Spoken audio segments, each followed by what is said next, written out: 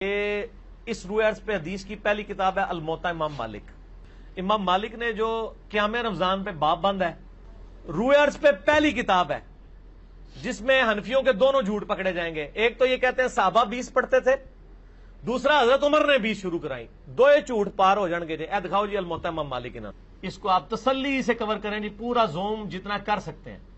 हजरत उमर की 11 शुरू करवाने को बता रही है और साहबा की 11 को बता रही है।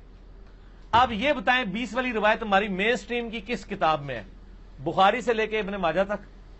अल-मुवत्ता इमाम मालिक भी बीच में शामिल कर लें, मुस्नद अहमद भी शामिल कर लें, लेके आए वो रिवायत। ये लेके आते हैं मुसन्नफ इब्ने अबी शैबा से। पहले तो ये माने कि इनकी वाली रिवायतें कोई नहीं बुखारी मुस्लिम में, हमारे पास तो बुखारी मुस्लिम में मौजूद है, आयशा की भी। फिलहाल तो चूंकि एक झूठ था, एक झूठ के लिए 3 लाइनें काफी हैं। अल-मुवत्ता इमाम मालिक। बिस्मिल्लाहिर्रहमानिर्रहीम, अस्सलाम वालेकुम। दोस्तों, ये वही गामदी साहब वाला फ्रॉड है। जब उनसे पूछा गया कि नुज़ूल ईसा के बारे में आप क्या कहते हैं, तो उनका कहना था कि सबसे पहली किताब मुवत्ता इमाम मालिक है, उसमें नुज़ूल ईसा के बारे में कुछ नहीं है, तो नुज़ूल ईसा की कोई हकीकत नहीं है।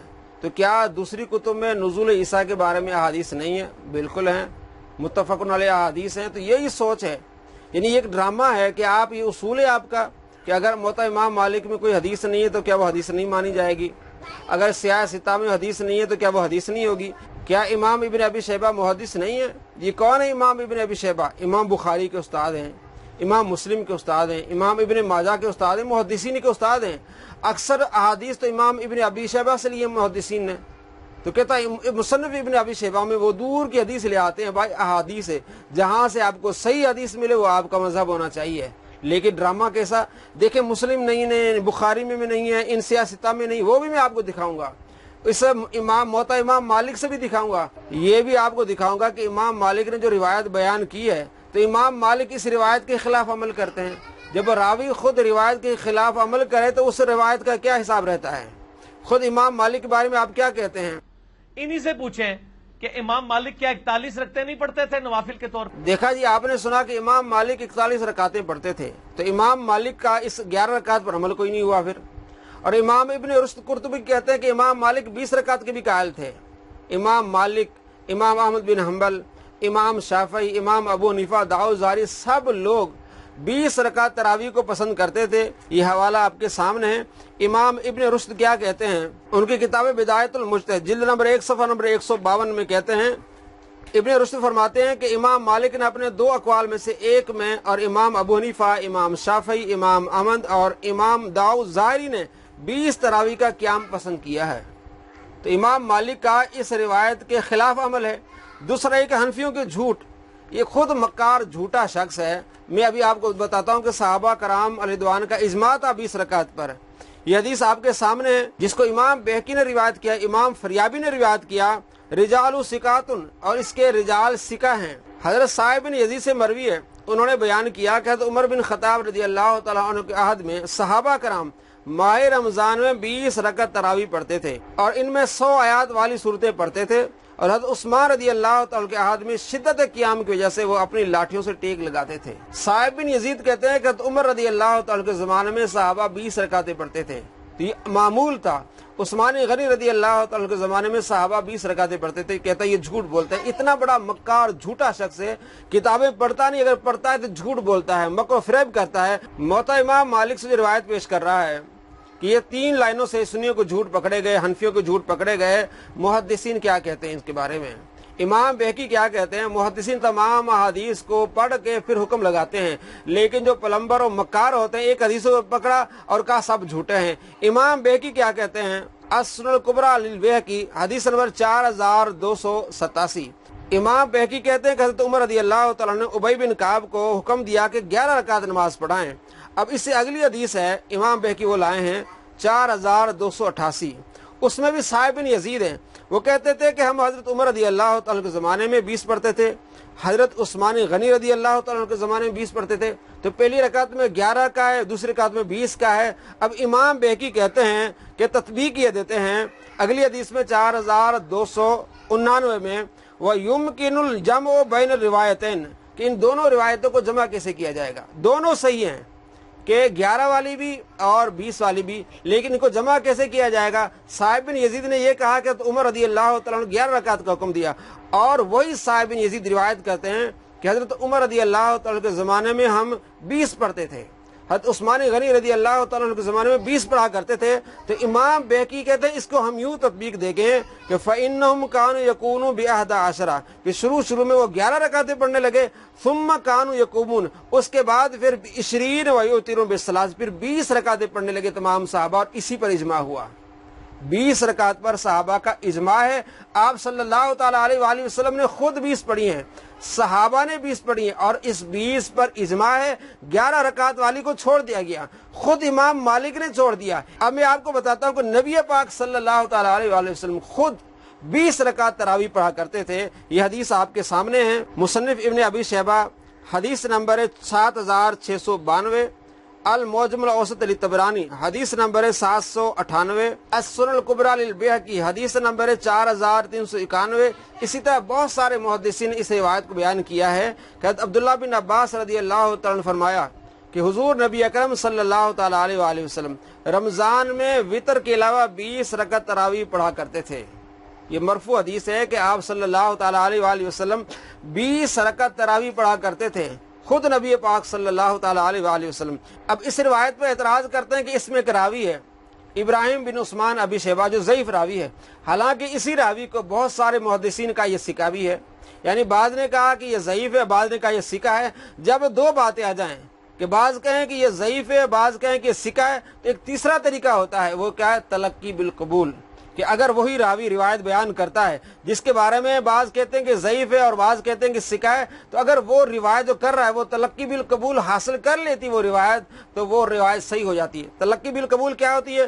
کہ سارے محدثین اس کو لے لیں، ساری امت اس کو لے لے، تو وہ تلقی بالقبول ہوتی ہے۔ تو اس کو تمام محدثین نے لیا ہے، امام ابو حنیفہ نے لیا ہے، امام مالک نے لیا ہے، امام شافعی نے لیا ہے، امام احمد بن حنبل نے لیا ہے، اور تمام محدثین نے اس روایت کو لیا ہے کہ صحابہ کرام علیہ رضوان 20 رکعت پڑھتے تھے، تو ویسے ہی نہیں 20 پڑھتے تھے، نبی پاک صلی اللہ تعالیٰ علیہ وآلہ وسلم کو دیکھا ہوگا، اس لیے اس روایت کو یہ درجہ مل گیا کہ یہ حسن سے صحیح روایت ہو گئی۔ اور میں آپ کو یہ مثال دیتا ہوں، بتاتا ہوں کہ تلقی بالقبول کیسے ہوتی ہے، یعنی محدثین اس کو لے لیتے ہیں اور اس پر عمل کرنے لگ جاتے ہیں تو وہ حسن سے صحیح ہو جاتی ہے۔ اب اس کی مثال ہے ترمذی شریف سے حدیث نمبر 806، واختلف اہل العلم فی قیام رمضان، کہ قیام رمضان میں اہل علم کا اختلاف ہے۔ فراباد بعد نے یہ دیکھا ان یصلی 41 رکعتن، کہ 41 رکعتیں ہوں مال وطر کے ساتھ، یعنی وطر کی نماز یعنی عشاء کی نماز کے ساتھ 41 رکعتیں ہیں۔ آج بھی آپ سندھ میں چلے جائیں، بہت سارے علاقوں میں چلے جائیں جہاں وہ لوگ 41 رکعتیں پڑھتے ہیں، 19 رکعت عشاء کی پڑھتے ہیں، 20 رکعتیں تراویح پڑھتے ہیں، اور آخر میں 2 شکرانے کے نفل پڑھتے ہیں، تو 41 رکعتیں ہو گئی۔ تو 20 رکعتیں ہوتی تراویح کی۔ وَهُوَ قول اہل المدینہ، اور یہ اہل مدینہ کا قول ہے۔ وَالْعَمَلُ عَلَى هَذَا عِنْدُهُمْ بِالْمَدِينَةِ، اور یہ اسی پر عمل کرتے تھے مدینے والے۔ تو اب مدینے والے عمل کیا کرتے ہیں؟ 41 رکعتیں پر، 20 رکعت تراویح اور 19 رکعت عشاء کی نماز، 2 رکعت شکرانے کے۔ وہی بات آ گئی کہ تراویح 20 رکعت ہیں۔ تو اگر امام مالک رحمۃ اللہ علیہ اپنی کتاب میں 11 رکعت والی روایت لے آتے ہیں تو اس کے خلاف عمل کرتے ہیں، تو معلوم ہوا کہ راوی خود اس روایت کے خلاف عمل کر رہا ہے، تو وہ روایت چھوڑ دی گئی ہے، کیونکہ اجماع اس پر ہو گیا صحابہ کا کہ 20 رکعتیں۔ آگے کیا کہتے ہیں امام ترمذی کہتے ہیں، وہ اکثر اہل العلم علی ما روی عن علی و عمر وغیرہما، اکثر اہل علم کا عمل کیا ہے؟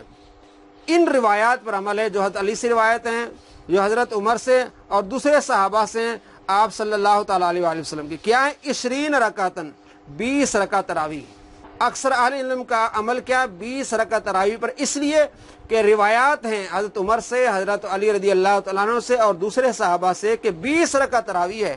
وہ قول سفیان الثوری، اور یہ سفیان الثوری کا بھی قول ہے، وابن المبارک، اور ابن مبارک کا بھی قول ہے، عبداللہ بن مبارک کا بھی قول کہتے ہیں 20 رکعتیں ہیں، والشافعی، اور امام شافعی بھی کہتے ہیں کہ 20 رکعت تراویح ہے۔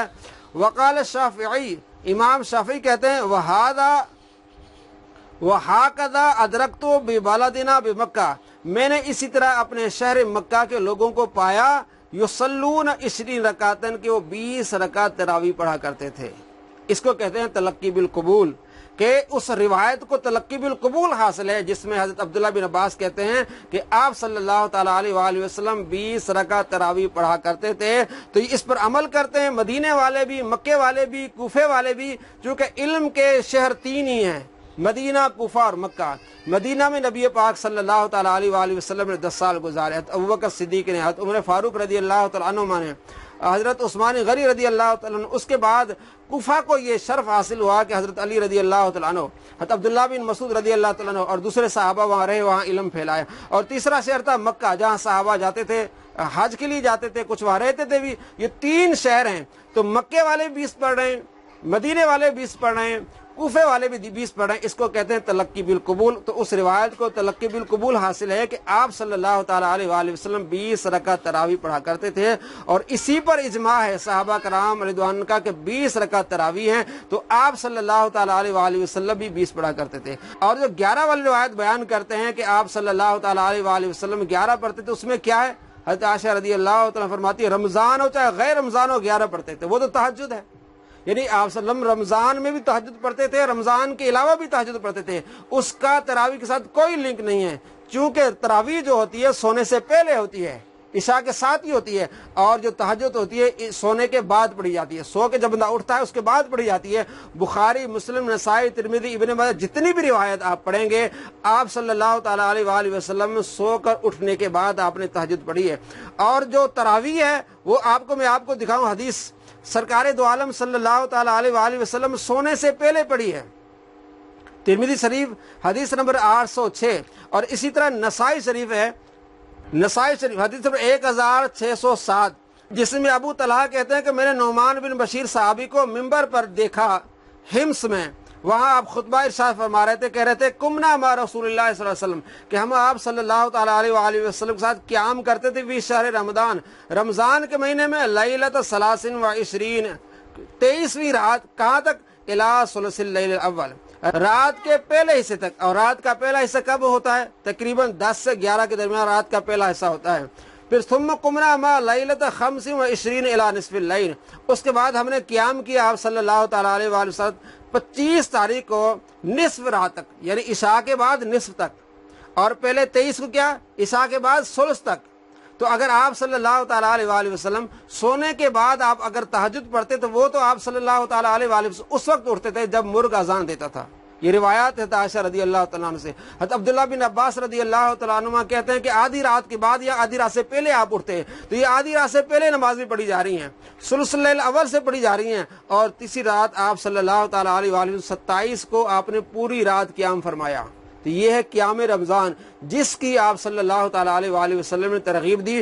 چونکہ ان روایات میں تعداد رکعات کا کوئی ذکر نہیں ہے، تو مصنف ابن ابی شیبہ میں تعداد رکعات کا ذکر ہے کہ آپ صلی اللہ تعالیٰ علیہ وآلہ وسلم نے 20 رکعت تراویح پڑھی ہیں، اور اس کو تلقی بالقبول حاصل ہے. صحابہ کا اجماع ہے، محدثین نے اس کو لیا ہے، امام شافعی، امام مالک، امام احمد بن حنبل، امام ابو حنیفہ، داؤد ظاہری، سب نے لیا ہے. یہاں تک کہ ابن تیمیہ کہتے ہیں کہ 20 رکعت تراویح سنت ہے آپ صلی اللہ تعالیٰ علیہ وآلہ وسلم کی. تو معلوم ہوا کہ مرزا خود جھوٹا ہے، اور کہتا ہے کہ حنفیوں کا جھوٹ پکڑا جائے گا. خود مرزا جھوٹا ہے، کیونکہ امام مالک جو روایت بیان کرتے ہیں 11 والی، اس پر خود ان کا عمل نہیں ہے. جب راوی کا خود عمل نہ ہو تو وہ روایت ان کے نزدیک منسوخ ہو جاتی ہے، چھوڑ دی جاتی ہے. چونکہ اجماع جو ہے وہ کس پر ہے؟ 20 رکعت پر، صحابہ کرام رضوان کا.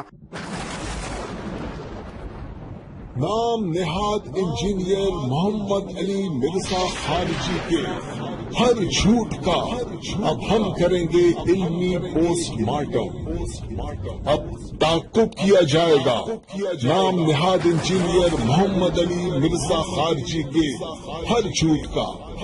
تمام عشاق رسول ہمارا چینل سبسکرائب کرنا مت بھولیے.